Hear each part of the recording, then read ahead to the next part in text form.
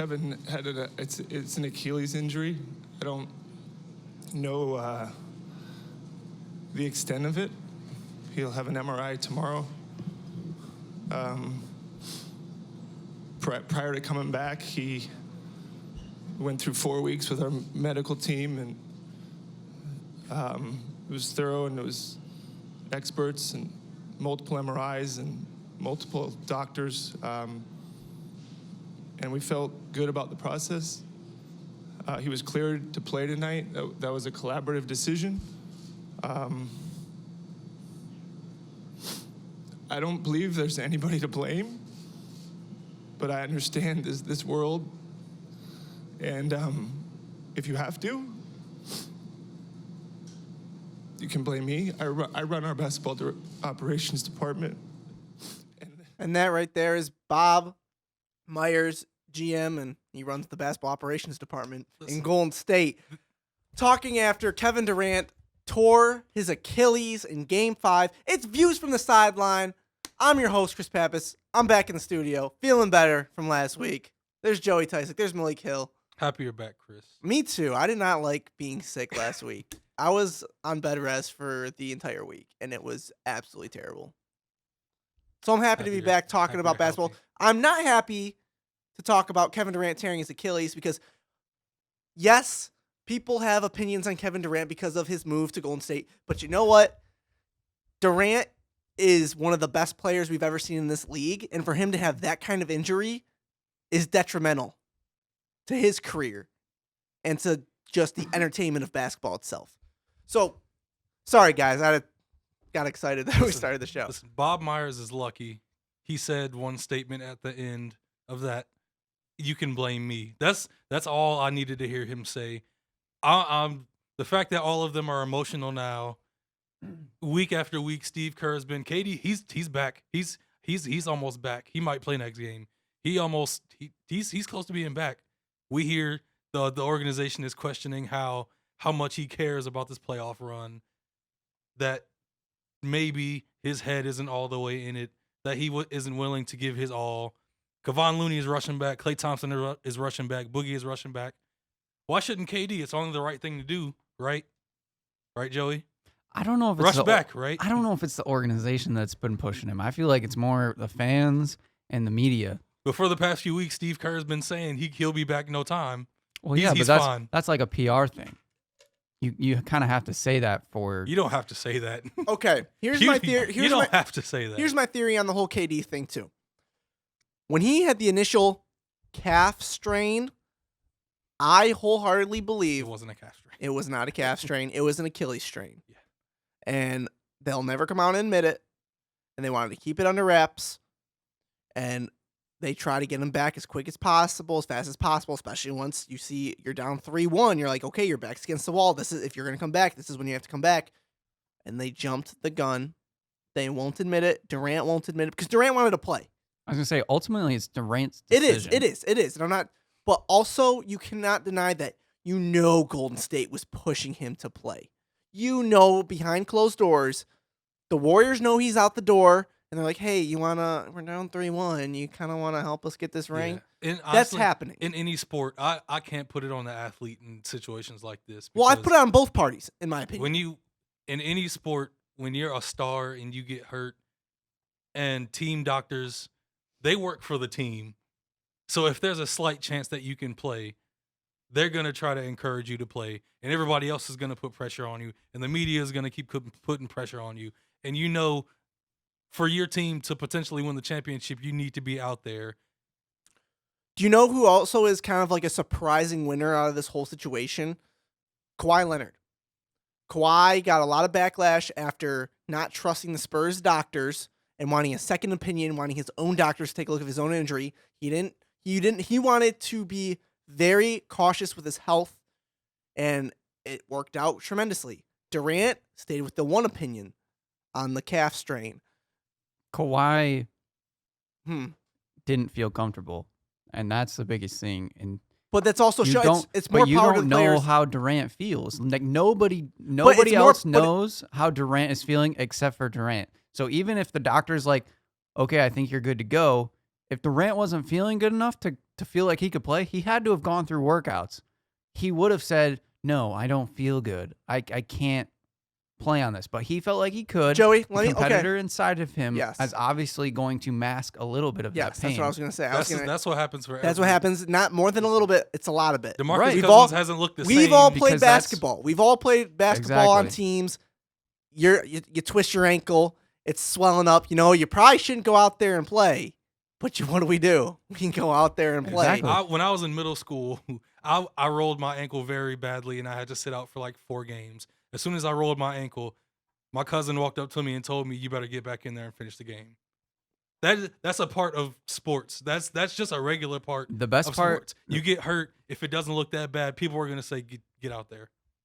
That's just a part of what it is. that's the best way to deal with an ankle is to keep it warm. So you just keep playing so that it doesn't. All right, lock we're up not right we're away. not a health podcast here, Joey. just saying. I'm just giving it as an example. But I'm more on the lines with Bob Myers, where I don't think there's really anyone to blame, and people are gonna spin it in 100 different ways to blame different people. But I just don't think that there's anybody that can really be blamed in this situation. So you don't think The you don't think the doctors let him wrong? Let him No, I don't astray? think so. I think they're going to push him to try to play if he feels comfortable, but at the same time, he's going to decide his future. And he decided to go and play. And if he wasn't feeling 100%, then maybe he should have questioned it a little bit more. So the doctors aren't at fault. KD's at fault, in your opinion. No. Because the competitiveness inside of you is going to want to play. So who's at fault? And think that no one. I don't think there's anybody to blame. It's a thing that happened. Injuries happen all the time. I wouldn't say it's a freak accident. We talked about that kind of before. Brought that up. I don't think it's a freak thing. I think it's definitely coming from the injury that he previously had, whether it was even if it was a calf, the calf is connected to your Achilles. All those muscles connect in your legs. And either way, it's definitely from that original injury. He definitely made it worse.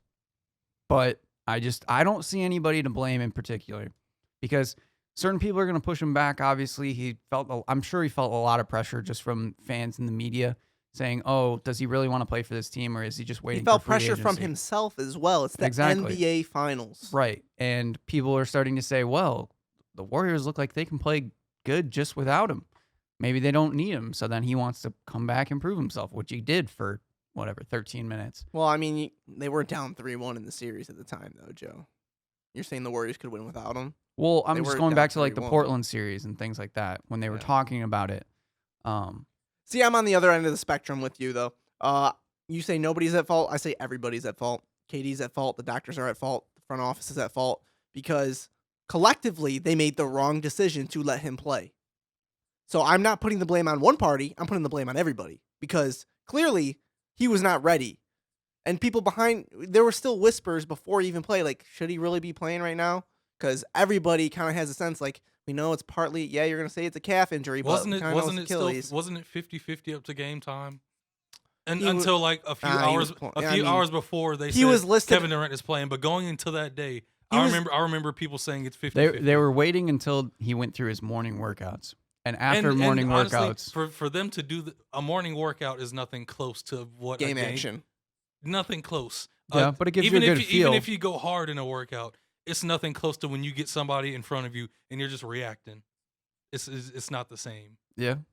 But So- we've seen a lot of stars go through this exact same injury. So, Kobe, it happened to Kobe when he was 34. DeMarcus Cousins just came back from it. And He's he not hasn't back. looked. He hasn't He's looked the not same. back. He's back, in but he's some not back. series. That's a different scenario. Chauncey Billups did it, ended his career, but he didn't have much explosive. I mean, he already was working just as a playmaker, but it ended his career. But yeah, does this injury impact his pending free agency? No. No. Not at all. Not one Not- bit. You just Not said a he's one of the best chance. players, if not the best player in the NBA right now. Exactly. It won't matter. It doesn't matter at all. He's getting So the max. one thing max people wherever he goes. one thing people forget. KD can look at the landscape, see what's around, because he's going to be out for at least 12 months. At least. Mhm. He's not playing next year. He can opt in. He still has the opt-in. He's not an unrestricted free agent. His contract is not fully expired. He has the player option for next year. So he can't opt in, collect his $32 million, and then hit free agency again next year. Is that something you think that's in the back of his mind? Probably. I think it's his best option. I don't know if he'll take it, but I think it's his best option because, if anything, at the end of next season, they can do the same thing they just did with DeMarcus Cousins. Kevin Durant can rest the entire season. The Warriors are going to be in the playoffs, and then they can maybe show Kevin Durant can prove himself in the playoffs, say he's ready and back to going. I disagree with you. I think the best move would be to seek out a long-term contract now, because like we just talked about, he's the best player. Let's just say he's the best player in the NBA right now, because I think collectively that's where we all stand. Prior to the injury, he's the best player in the NBA. Can you agree? Malik? Yes. Kawhi, okay, Yes. whatever. Yes, Kevin Durant. He's going to get max money wherever he wants to go. So before we see if this Achilles tear impacted his game, he should go get the money and the security. Kind of understand where I'm coming from? Yeah. That would be, I think, my idea. And then if the money isn't there, then yeah, he's got the player option to fall back on, but the money's going to be there. He could rework his deal with the Warriors as well. I think this injury ups the chances he stays with Golden State. Because he could work out a longer deal with the Warriors. Yeah, and that's why I think this actually gives Golden State somewhat of a chance to retain him. Because now with this injury, does KD feel like being the guy? Or could he just fall back? He'd be in a perfect situation. Maybe he's not the same. Let's be real here. Has anybody been the same player they were prior to an Achilles tear? The only one that they ever bring up is Dominique Wilkins. He was able to finish out his career strong. Everybody else? Yeah, by that point, nobody was really thinking about him, but he was able to finish his career. Yeah. Well, he didn't seem to lose much off of his game, if anything. Whereas a lot of these other guys have lost a lot. So it's scary. Kevin Durant's game doesn't have to be based off of explosion and athleticism, so I think he could be fine. But to be the top player in the NBA, explosion and athleticism is huge. You're not going to be a top player without that. I mean, Kobe did it the rest of his career. He was not the top player. No, but he was still very, very, very good. He was very good for his age, yes. I agree. And I think Durant post Achilles tear, he was not a top 20 player in the NBA. I think Durant, though, just based on like height and everything alone and his shooting, he's a much better shooter than Kobe is. That will help him along. Well, yeah, his ability better. to shoot over. I mean, he's 7'1". They Right. list him at 6'11". He doesn't. He's 7'1". He doesn't do a ton with jumping and things like that. I mean, you see how he's as tall as Dirk, maybe a little bit taller. Dirk shoots right over guys. He doesn't have much lift to him. So yeah, I agree with you completely on Right. that. Yeah, KD is what? Well, he's one of 3 players probably in the NBA that will get a max contract after an Achilles tear. I say KD. I don't know, maybe 4 players: KD, Kawhi, Anthony Davis, and I think even if it was last year, I think LeBron would still get max money just because of what he brings to a franchise financially, not maybe based on game. Yeah, it's a tough injury. It sucks. Simple and plain, it sucks. That was one of the worst injuries we've seen. Yeah, it wasn't as gruesome, but I could argue that it's one of the worst injuries the NBA has seen in a long time. But let's talk more about the finals. Let's talk about the actual series at hand. Heal up, KD. We hope to see you back in the 2020-2021 season wearing that Knicks uniform. Kawhi's a monster. He's an absolute monster. We were in the group text while we were watching Game 5. I was talking about how epic the game was. Joey's like, it's not that. It's not that good. The fourth quarter was good. And then Kawhi took over. Well, he was playing like garbage the the whole first 3 quarters of the game. and so- then he took over. But but it wasn't enough. it wasn't enough. They went up 103-97 with 2:11 left in the game.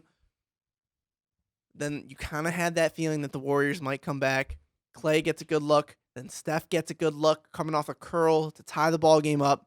And then another curl screen for Clay, or another down screen for Clay, catch and shoot.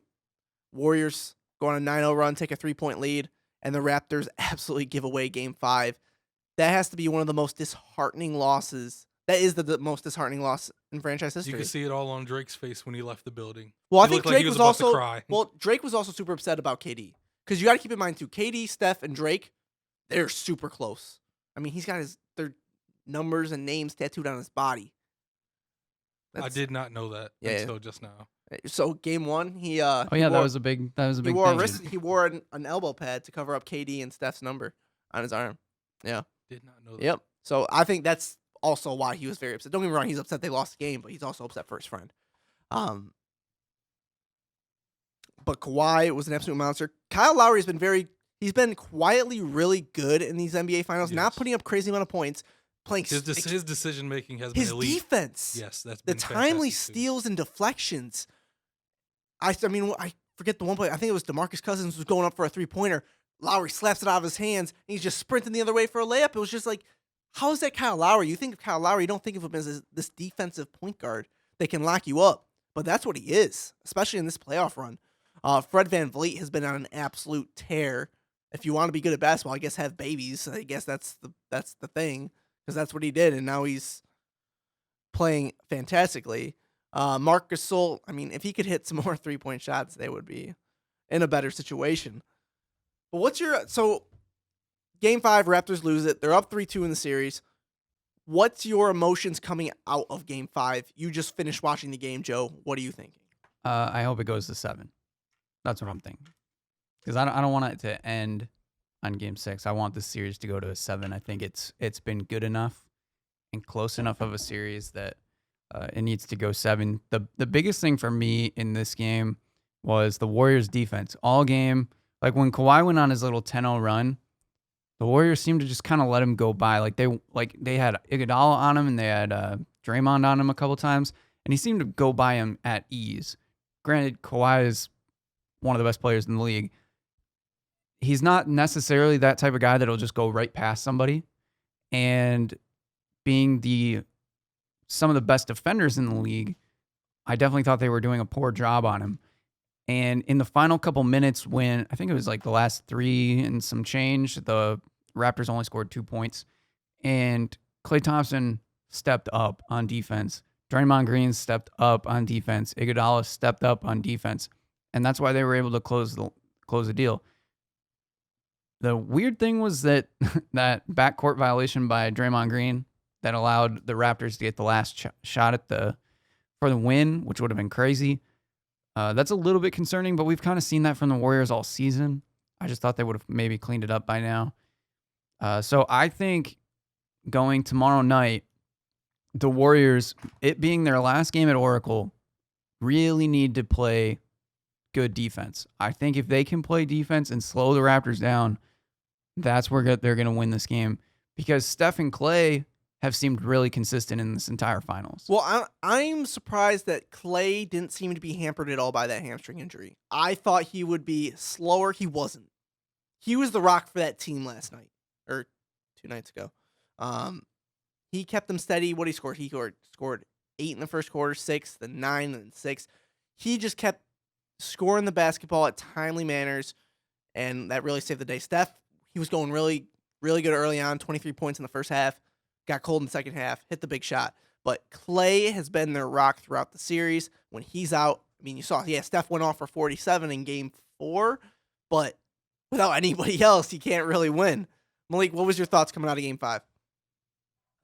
Like Joey, I hope this goes 7. I wanted them to win that game because I just want to see the Raptors win it in Toronto. Me too. That's what I want to see too. Yeah, that's the first team outside of the United States to win an NBA championship.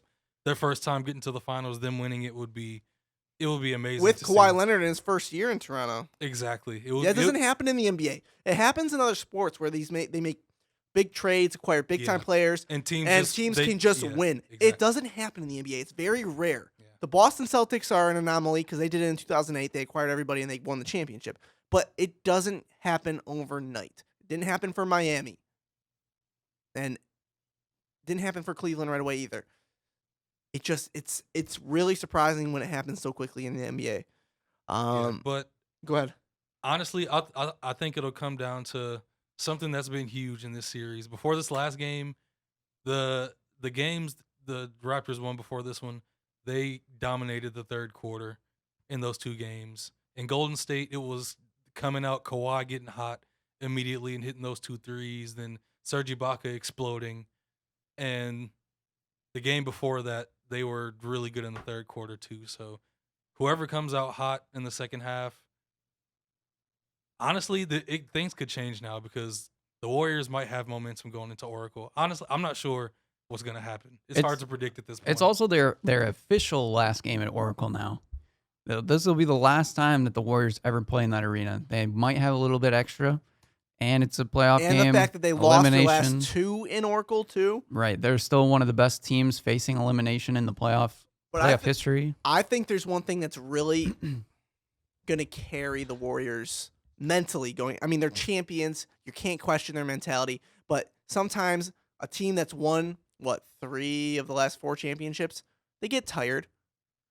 The way the Toronto fans reacted when KD went down, the classless reaction, both you saw it in the arena and at Jurassic Park outside the stadium, fans cheering, going crazy.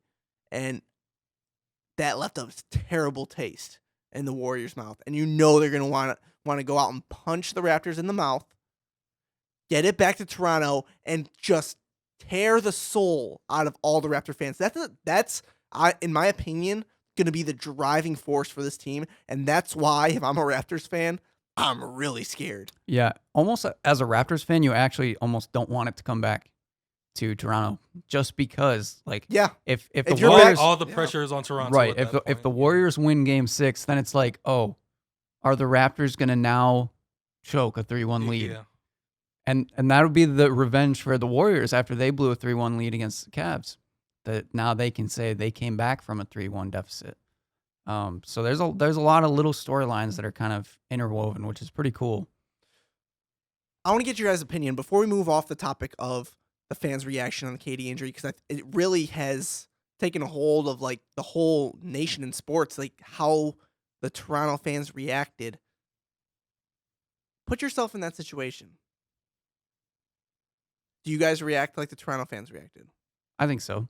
I think before you see the severity of the injury, you're typically excited to see the best player leave the floor. And that's just a gut reaction. Okay, cool. Now we have a really good chance, especially when a championship's on the line. If you're in a normal game and you're you paid to go see the Warriors and then Kevin Durant gets hurt, you're kind of ugh, I kind of came here to watch Kevin Durant play my favorite team. But in that scenario, when they're that close to a championship for the first time in their history, I think I would have that gut reaction to kind of cheer. Now, going back, I'm sure a lot of those fans feel devastated that, he tore his Achilles and it's going to affect his career possibly, and he's going to have to sit out the whole next year. But I think, like I said, just off gut reaction, I think I probably would have cheered or been happy about it. Malik? To be honest, it's a human reaction. Yeah, I agree with that completely. For sports fans, don't get me wrong, it is a human reaction for people to get excited when their team's chances to win goes up that much farther. But it's a terrible look to see how excited they were that he was down and it looked like he wouldn't ever play in that series again. The look of excitement on their faces was it wasn't good. It wasn't good. I mean, I honestly. So let me give you this: the Toronto fan base, has been considered a fan base that doesn't get into you aggressively when it comes to trash talking. They've been known to be pretty mellow when it comes to that aspect of things. Does this give the Raptors a black eye to the fan base? Well, to be honest, in sports? Like, do you look at the Toronto fans and like, oh, that's that fan base that when cheered for a dude that tore his Achilles? when you look at certain fan bases that just have a long history of winning, like Red Sox fans, when it comes to like baseball, they're not known for having a great reputation. The Chicago Cubs incident in 2003, when Bartman caught the ball and everybody in the stands wanted to beat him up and damn near kill him. The man's been in Like- exile ever since. There are certain fan bases that have either dealt with losing for so long or have won for so long that if something looks like it's gonna come their way, that's either great or it looks like something's gonna fall apart.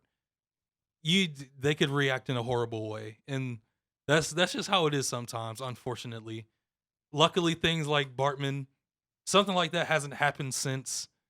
Thank God. Hey, the Malice at the Palace had a lot of implications on fan bases. That's a different that's a different scenario. I don't know. That was a fan purposely throwing a drink at an NBA player and just a human reaction of I'm not going to take that. But See, that's what I'm the saying. But difference in then that- they showered the entire Indiana team with beers and popcorn. Yeah, but and the throwing whole things. entire Indiana team went into the stands and started punching that fans. that was I that was, totally understand, that was but a whole thing. I of am saying from an both sides outside are horrible from an right now. outside perspective, when ESPN came on the next morning and talked about that game in that situation, many of them called out the Detroit fans for being classless and It was a terrible, yeah. terrible thing. that fan did a horrible thing. The Pacers reacted horribly. It was just bad all around. That Bartman thing, that was one of his first baseball games. He got excited when a baseball came to him. It was harmless, Yeah. but yeah, it doesn't look good on the Toronto fans at all. Nope, not at all. Anything else? Oh, it- go ahead. I was just gonna say it doesn't bother me at all. I could care less. Yeah, However, it doesn't bother me either since we've seen worse, and this isn't a shocking thing. but Fans to do me, this type of stuff. it's just another one of those things that the media is just trying to get a story out of. Like, who cares that the fan base cheered when a guy got injured? You've seen it before. Like I said, you don't know. Nobody knew what the severity of the injury was at the time. A lot of people speculated that it was Achilles, but they didn't. They didn't know. So it's like, okay, anybody would cheer for their favorite team if something is going their way. Look, in the 80s and 90s, fans cheered when their players would fight other teams, like the Knicks, Lakers, and You still Boston do that in in the hockey 80s. today. When Kevin McHale took out Kurt Rambis, Boston fans were excited for that. People loved it. We won't even go into the bad boys, how much we loved all that. So How many teams Detroit fans hated? exactly. How many teams, just in general, hated like the Celtics? Yeah. Hated back in the day. Detroit. Hated Detroit. And we're talking Chicago, especially. We're talking more than just sports hate. We're Yeah. talking hate. Yeah. Yeah. Isaiah Thomas hating Bad Scottie times. Pippen. Oh, that's just petty. We're not gonna go on. All right, games. I don't know. I feel like it's legit. Game 6 predictions. Who wants to start us off? I say Golden State wins it. Yeah, I it's just one of those times where I feel like a lot of people are kind of feeling the atmosphere and just thinking that the Warriors have a really good shot at bringing this back. I'm gonna go with the Warriors too, Close Probably- or blowout? probably mostly because I want the Game 7. Yeah. I definitely think it will be close. I don't think they can. Game 7 will be on Father's Day too, which would be kind of cool. I don't think the Warriors are capable of blowing out the Raptors at the state that they're in. I think they have to really just Yeah. dig in, and I guess too, because the way that Steph and Clay, like I said, have been so consistent in this finals, that I think that's going to help to know that they're going to probably get theirs. All the other guys need to do is just step up, and I really think that defense is going to be a big key in this game. Do you think the Raptors are going to come out dejected a little bit after what happened in Game 5? The way they lost that game up No, 6, and it I don't think think so. so. And I think Honestly, that's I think they could punch the Warriors in the mouth to come out. Yeah. Honestly. I think that stems from Kawhi being their leader of this team. Yeah. We've said it 100 times. He's emotionless. He doesn't care. He's going to come out and play like he does every night. And I think that'll help the Raptors get through it. I mean, Kyle Lowry's seen much worse days being on the Raptors. So between the two of them, I think that it should be easily overcome. But this is also one of those games that if the Warriors come out with one of those crazy runs at Oracle where the crowd just can't be stopped, can't be silenced, it's going to be rough for the Raptors. I'll say one thing. For the Raptors to win this game, I think it relies on Danny Green. He needs to heat up. To me, his reputation has somewhat been falling off this series because besides that game in Golden State, what has Danny Green been contributing to this team? If it wasn't for that huge Serge Ibaka game, would they have won that, like, just controlled that, like, for most of the fourth quarter? I think Van Vliet has kind of stepped into that Danny Green role for them. But you see what happens when Danny Green is hot. When he does his job, all he has to do is what he's there to do. He does play very good threes. defense, though. We have to give him credit on that. He does play good defense, but there's an even bigger reason why you're in that starting lineup. He's the starter because when you get open, we expect you to hit most of your open threes, and we expect you to heat up when it matters. And in these NBA Finals, if he heats up in this game, the Raptors have a great chance to win because then that'll get the rest of his team energized, as we saw in Golden State last time he heated up. Yeah. I'm taking Golden State. I think it's going back to Game 7, and I'm going to take the Warriors in Game 7 too. Draymond's another real big factor too. Because we actually this series will be over by the time we're on the air next week. Mm-hmm. I got Warriors in 7. Yeah. I think so too. If it goes to Game 7, I think the Warriors will win. And we're picking them to win Game 6. So that means it's got to go to Game 7. Right. That means you got to be picking Warriors. If Draymond Green gets another tech, is he suspended? Yeah. Yes. So I think Draymond Green gets another tech. You really and think the so? Raptors win. I don't think so. I think he's a smarter player than that. I agree with Joey on this one. I as much as he's a crazy dude and He's also smart. has very childish to be antics. a 2-time. He's smart. He's smart when playing basketball, but I think everybody knows what type of situation that he's in and what this is going to mean.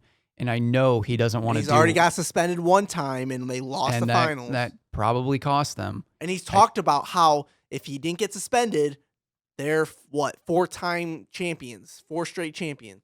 Yeah, and I think that really hurts him. And I think that the refs are also going to be aware. And I'm not going to say that they're going to give him a pass, but I think they won't give him like a nitpicky technical.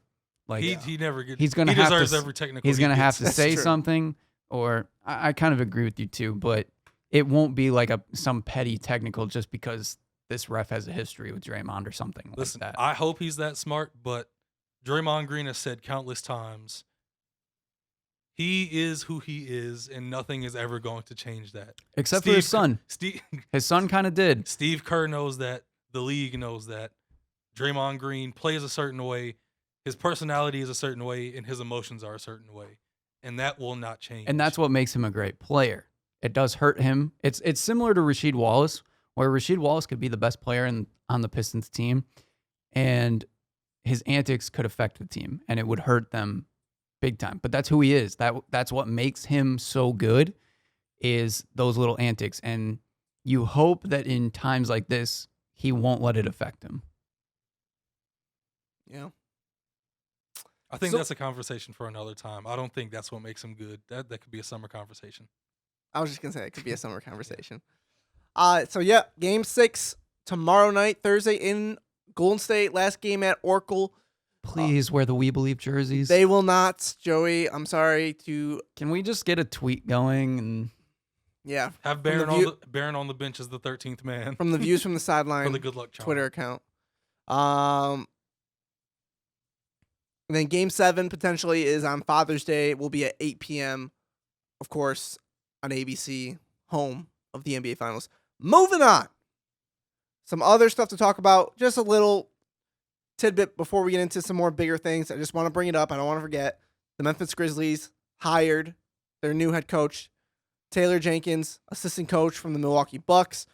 In my opinion, a good hire.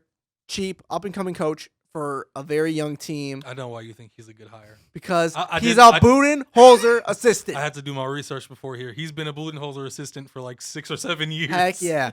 But, I mean, he's up-and-coming coach. The best time to bring up an up-and-coming coach is when you're starting a rebuild, and that's what they're doing. Good hire, I think, for Memphis. We'll see. They're not going to be good for anytime soon, in my opinion. So It just has to work. He's under the greatest coach of our generation, right? it's true. Gotcha. Cool. Joey's got nothing to say. Moving on. Anthony Davis trade rumors. Today's been a solid day when it comes to all the rumors kind of ramping up. We are 8 days away from the NBA draft officially. Actually 5 minutes to 8 days away. The Pelicans president David Griffin, he's looking at deals. Davis has said his long-term teams are the Los Angeles Lakers and the New York Knicks. There's been players involved in trade talks. Adrian Wojnarowski, Brian Windhorst, Shams Charania. They've all been in on this story, talking about how Lonzo Ball, Brandon Ingram, the number 4 pick, have all been discussed in the framework of a deal. They're still looking for a third team because the Lakers and the Pelicans have been engaged in talks all day, along with the Celtics have been talking to New Orleans as well. And the funny thing about that, Rich Paul, Anthony Davis's agent, has come out and said publicly that, I'm paraphrasing here, it's okay that the Celtics want to go after my client Anthony Davis, just know he will only be there for 1 season. His agent said that publicly. To me, just keep that close to the vest. You can say that in the grapevines behind closed doors, but to me as a fan of the league, it rubs me the wrong way. He's doing his job. For his client, I understand that. Also, Rich Paul is at the point right now where it almost seems like he's above the NBA. How he talks and how he does it doesn't matter. Rich Paul does whatever he does, and the NBA can't do anything about it. So, do you really think he's going to change what he's going to say? I'm just saying my opinion of the matter. I don't think he's going to change, but to me as a fan, I just don't care for it. But do the Lakers finally pull this off by draft night, Joey? If they're in a deal with the Suns for the 4th Oh and my 6th God, pick, stop. yes, let's No. go. The dream. But The dream is fading. man, it's so hard to tell with this Anthony Davis stuff. One moment they think they're going to be able to keep him, and then now they're back to the big trade talks. And like we said, it's all up to if they can find a deal. If the Lakers, most likely, they seem to be the front runners right now. If they can find a third team to get in there, and that third team can get what they want, and the Pelicans still get what they want for Anthony Davis, I think that's kind of the best scenario in recent thoughts. So I'm reading up on the talks between New Orleans and Los Angeles, and the idea with the number 4 pick is that New Orleans wants a third team to take that pick to acquire higher level talent to make them still a playoff team in the Western Conference. See, for me, that seems like a bad move. I agree with you. Because if you're moving on from Anthony Davis, wouldn't you think you'd want a full rebuild? Especially because while you're Zion's there? so young. I Right. understand you still have Drew Holiday, who is a great player, but wouldn't you double down on... But they've talked about moving Drew Holiday as well at times. But since David Griffin has been hired, he's talked about him being a centerpiece of this franchise. Right. But like that 4th pick has so many opportunities. They can get Darius Garland, which gives them a point guard. They can put Drew Holiday to the 2 guard, which I feel like is more his natural position. Then you have Zion Williamson, and then you just need some bigs, and you could get that from that third team. That makes no sense whatsoever. Yeah, to me, I don't see it. I would Why- want the pick. Right, I agree. You're not a playoff team with Zion and Drew Holiday. Yeah.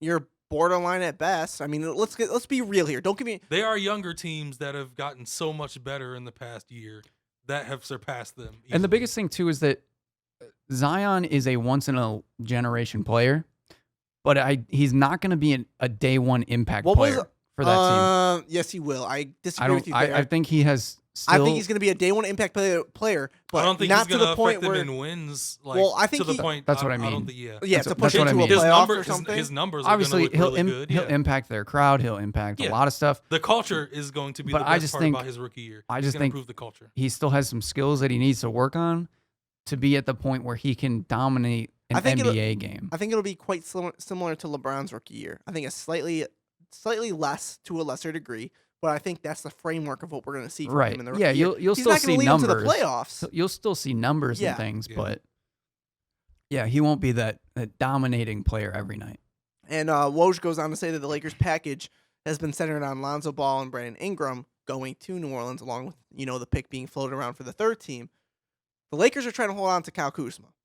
If I'm the Lakers, you know what? At this point, New Orleans, who do you want? Write it down on the piece of paper. Okay, all right, let's make the deal happen. The problem with that is too, if they're just offering Lonzo and Brandon Ingram, that third team is going to need to offer a lot for basically the fourth pick from the Lakers and whatever extras the Pelicans may throw in there.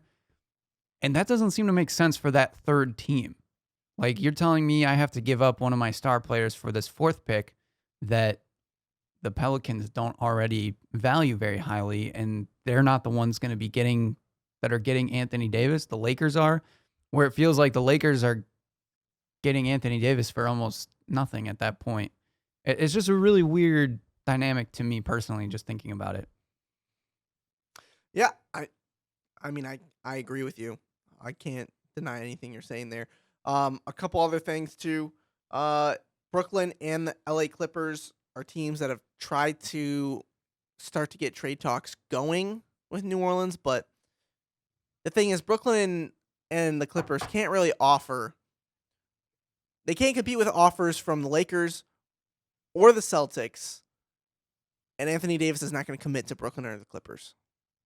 So I think, to me, that's a lost cause. It's really going to come down to the Lakers and the Celtics. I think if Boston's like, hey, you want Jason Tatum, then they hold off.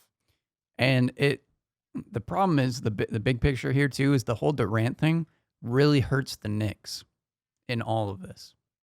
Yeah. Because I think the Knicks are still primed to get Kevin Durant. I think that's the favorite. But yeah, he's not there next year, and there's gonna be doubt until you see him play on the court. And with the whole Kyrie not really knowing where he wants to go now. And they talked about Kyrie has had discussions with Kevin Durant about teaming up with either the Knicks or Brooklyn. Now, after this ruptured Achilles, he's out for the 2019-20 season. Does Kyrie have the patience? Because how old's Kyrie now? Going to be 27 going into next year? Something like that, 28 maybe. Does he have the patience to wait on KD? And in the back of his mind, is he thinking, well, is KD going to be the same player? Because Kyrie is not a player that can lead a team to a franchise. He's a sidekick. That's what we've determined through his tenure. The highest level sidekick. Yes. I'm not But taking he's still anything a from him. sidekick, yeah. But he's not the player that's going to get it done. He needs a LeBron and KD. And then if the Knicks, Acquire. It makes it harder for the Knicks to try to go and get Anthony Davis too, to say, oh, we're going to give up all our young talent that we're starting to acquire for Anthony Davis, and then Kyrie might not come. Kevin Durant's going to be out for a season, and it just makes everything really hard for the Knicks to pull something off, I think. So do you guys think this gets done? I think so. I think they're at the point. By draft night or prior to? I say by draft. I would say by, yeah, because I don't. If it's prior to, it may be the day before. There's no way the Lakers. All these rumors and all I really this hope talk, it happens during our live show next week. That would be great. awesome. But all this talk of the Lakers are interested in Darius. Stop.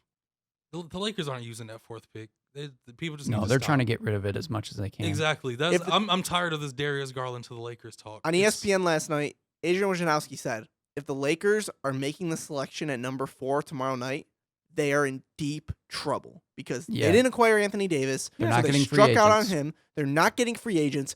And LeBron doesn't play with rookies. Well, LeBron's going to start to be like, hey, let's see about moving me.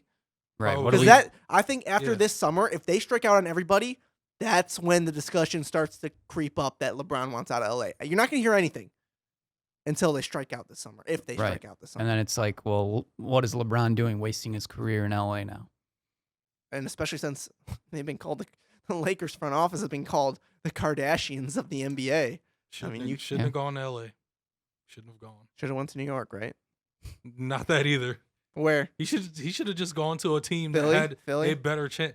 Philly was the main thing everybody's been saying. I honestly can't even remember the teams we listed. It was really But- Philly and LA and New York. I Those wanted were him to go to a team that was set up to win. Why Yep. why go to an experiment with a bunch of young guys No. to I make mean- Space Jam? Hollywood. I still wouldn't count the Celtics out though. because For what? For AD? for Anthony Davis. Oh, yeah, I wouldn't count him out either. Just because of the Paul George stuff, Kawhi.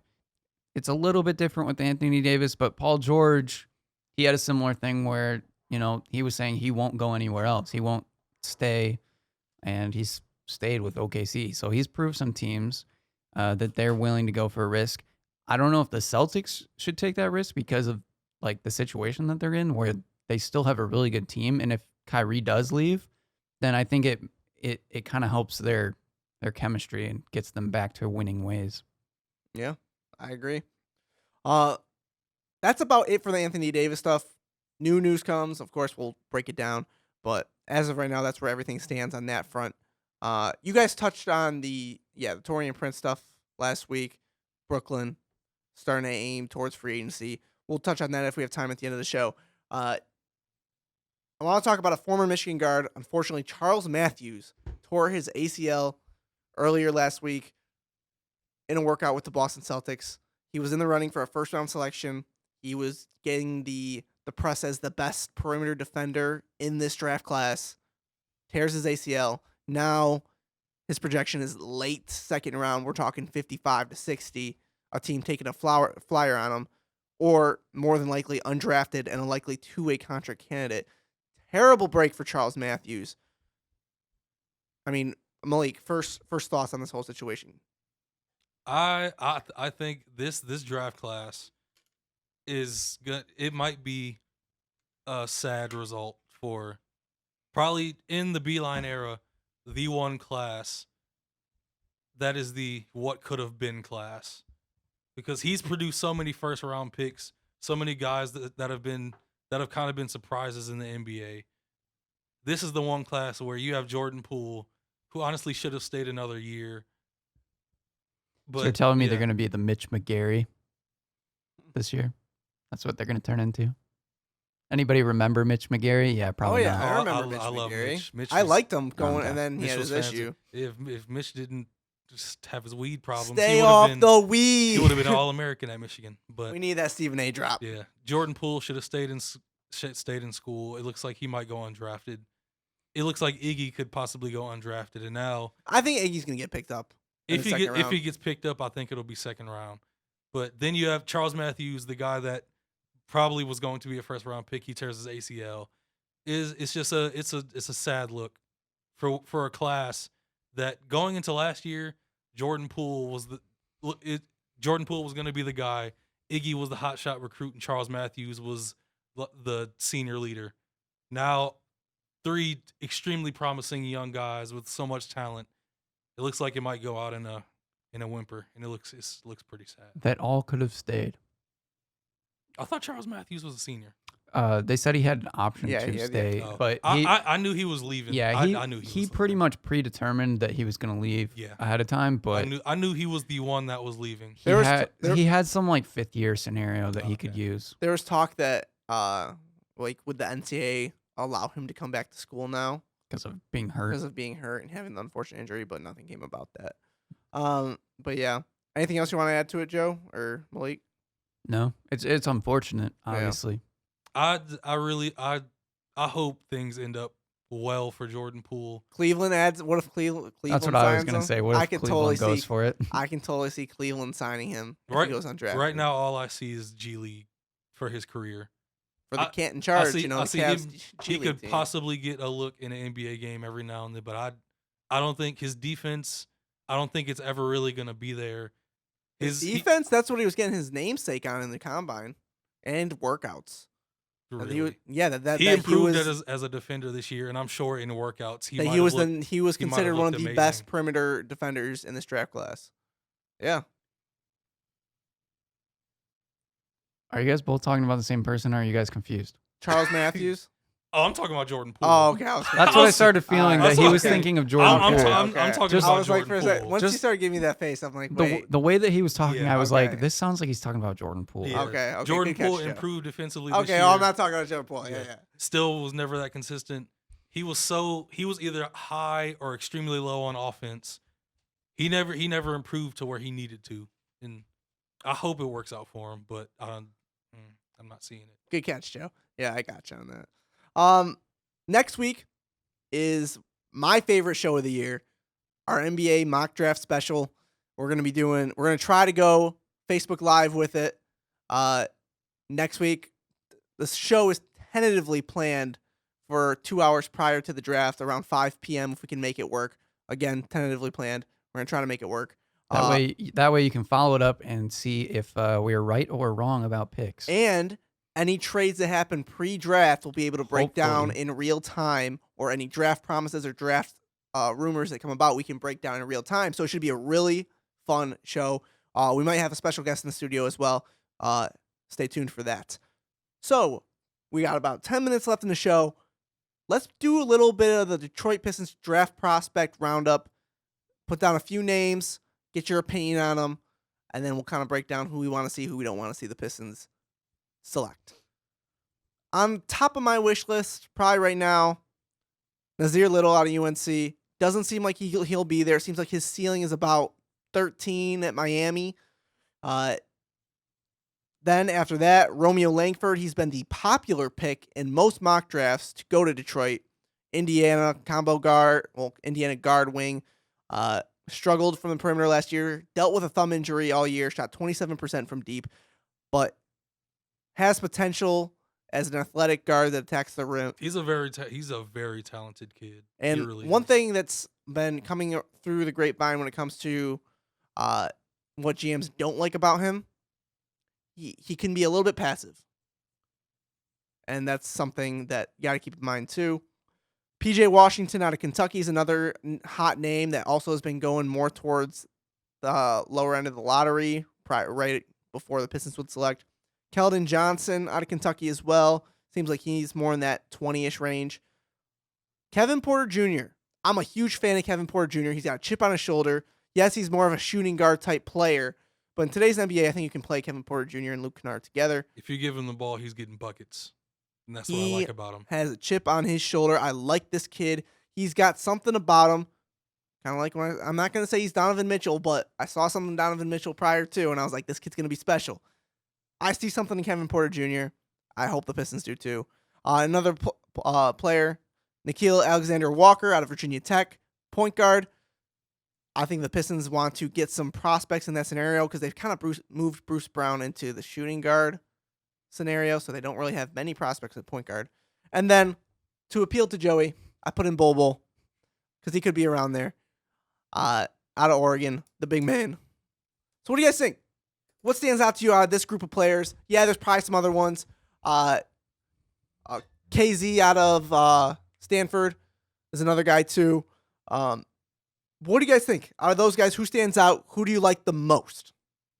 I really like Kevin Porter, but honestly, I don't think his ceiling is that high. I think he's instant offense. You probably didn't think Donovan's ceiling was that high too.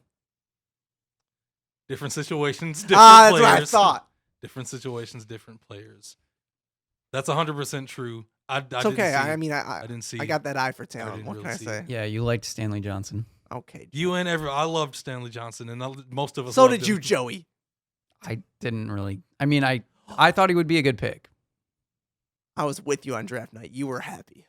Yeah, I mean, I thought it was a good pick, but I wasn't like ecstatic about it. Like I didn't think he was that exciting. I did really like Stanley. I will say, I love the pick. Unfortunately, me too. But yeah, Anyways. I really like Kevin Porter.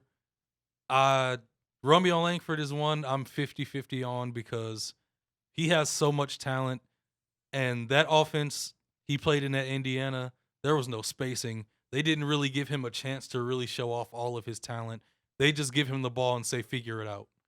So him being under Dwayne Casey would be really interesting to see what positions a coach like that will put a talent like that in. Bol happening. I honestly, it would be a wait and see thing for me. Oh, actually, Joey, you want to hear something funny? Yes. NBA Draft.net has Bol going to the Pistons Let's go. in their latest mock draft. What do we do with Thon Maker then? Do we just get rid of him? Yeah, get rid of him. Well, he's on a rookie deal. If he wants to get, you just hold on to him for now. But that's hilarious. I mean, you can't deny the talent. The I kid didn't. I would has. not You expect can't. that. I don't expect them to do it because they've totally bought into Blake and Andre being the guys. Yeah. But Um, Bobo, the injury, his his slender frame and the injury. Yeah, Well, that is a it's big toss-up. concern. It's a huge toss-up. I won't disregard that. And it's not like he relies off athleticism. He's 7'3", and he's basically a 7'3" small forward, which is So who do you like the completely most out of that insane. group, Malik? Out of that group, immediately from the start, I think I like Kevin Porter the most. Nasir Little, You're not a fan of him? He was once regarded as he the best player in his class. He was once regarded as a top 5 prospect, and he shows so much promise. And honestly, there's a chance that if he gets drafted by the right team, if his game develops, he could really become something like a lesser Kawhi somewhat. He has all the raw athleticism and like all the potential offensively and defensively, but he hasn't totally tapped into it yet. And under the right coach, he could become a real problem. Joey, out of that group, aside from your love from Bobo, I need you to be objective here. Oh yeah.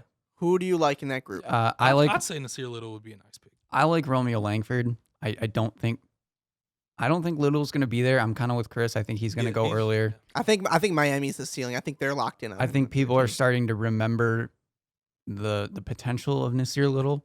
Not that he ever showed it in college, really, but in their first, he showed a lot of it before Roy Williams kind of pushed him back a little, like he does most of his stars. I do like Kevin Porter. So like out of most of these guys, like Kevin Porter, Nasir Little, Langford, or Bol, those are the 4 guys that I'm okay with the Pistons drafting. I like Romeo, I think, the best. And his passiveness might be a little bit of a problem, but it won't be a problem on this team per se. I think it's more of a problem because of the team he played on. Right. It was a bunch of young guys that were just trying to figure things out. And if he gets drafted by the Pistons, he doesn't have to be a guy that's the guy. He has Blake, he has Reggie, he has Andre. They all want the ball. The biggest part will be if Dwayne Casey can still develop him into being a guy that's aggressive when he needs to be. It could come out to be the similar problem that we had with Luke Kennard at times during the season, where he would kind of just shy away, and then towards the end of the season, it seemed like he really amped up his aggressiveness again. So if they can figure that dynamic out with Romeo, like say, hey, you can be passive, we'll accept that on this team, but you need to be aggressive when you can and show your skill set, then I think he'd be a great pickup because I think the potential from him is really great, and I'm hoping that Dwayne Casey could really push him to develop his skills. I have 3 players I really like and I'd be okay with. Kevin Porter Jr., Romeo Langford, and the more I've done research and the more I've looked into it, the more I've watched highlights, the more I've kind of watched more film on him, I like the idea of Nickeil Alexander-Walker. I think he's a really good point guard prospect. He has really good size. He's a 6'6" point guard. He's a good athlete, and he's got a good shooting form with the potential to be a really good perimeter shooter. I think he's a forgotten name in this draft with all the wings coming off the board within that 8 to 17 range. He could be a really good point guard to develop over time. I would really like that pick. I'd say my number 1 is probably Kevin Porter Jr., and then a tie between Langford and Alexander Walker. Alexander Walker would be a very good pick. My biggest concern with going with a point guard, as much as I want Reggie out, we all know this, is that the Pistons have just such terrible wings, and that's been their problem for a while. They just need to replenish their youth. Just get it right. Just get the pick right. Don't mess this up. Don't draft a wing because you need a wing. Draft a player that's going to produce. But I'm sick of these crappy. Yeah, but if that wing is like Nasir Little or Romeo Langford, that's still a good pick. I just want it to work out, Joe. I just want something to but be if they decide to go way off script and draft who knows who from who knows where. I'm not going to say the scenario I just had in my head because it's going to depress all of us. Just say it. They draft Tyler Hero. Oh my! I would not be happy with that. I would not be happy with that. It. I wouldn't. I would not like it at all. I would despise it. But maybe that's the shooter in me because I still want them to try. It's the same as Luke Kennard. I want them to try Luke Kennard at the point guard still. I still want that to happen. It would be the same as Luke Kennard. I would be depressed if they I drafted would Tyler hate Hero. it. I would hate it. And I have to do a lot of film and a lot of talking myself and be like, okay, he's going to work out. I really would watch like hours. I really don't think he would be that bad of a pick. I agree with you, though. I don't know how he fits in the team, but I wouldn't be that upset with that pick. Yeah, we'll see. Well, that's going to do it for the show this week. Next week, stay tuned. NBA mock draft special. Hopefully going live. Hopefully with a special guest here. We're excited. Hopefully you guys tune in. We'll break down everything leading up to the draft, leading up to the Pistons selection. First round pick number 15, second round pick number 45, and all the Anthony Davis rumors. And the NBA champion, Toronto, Should be some Golden trades, State. too. We'll see you guys next time. Pistons are going to mess it up again. What pick is Zion? Pistons are going to